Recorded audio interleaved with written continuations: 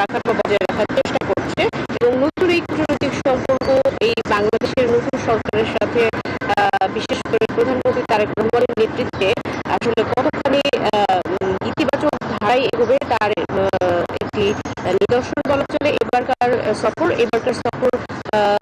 আমরা দেখেছি যে দালিয়ান এবং বেজিং দুই জায়গায় উষ্ণ অভ্যর্থনার মাধ্যমে প্রধানমন্ত্রী তারেক রহমানকে গ্রহণ করেছে চীন এবং সকাল থেকেই ইতিমধ্যে তারা দুটি কর্মসূচি সম্পন্ন করেছে। দিনের আরো মারুফা, ধন্যবাদ আপনাকে। প্রতি সপ্তাহে সর্বোচ্চবার বিকাশ পেমেন্টে 50 জন হবেন পেমেন্ট চ্যাম্পিয়ন। জিতে নিন টিভি সহ আকর্ষণীয় সব প্রাইজ।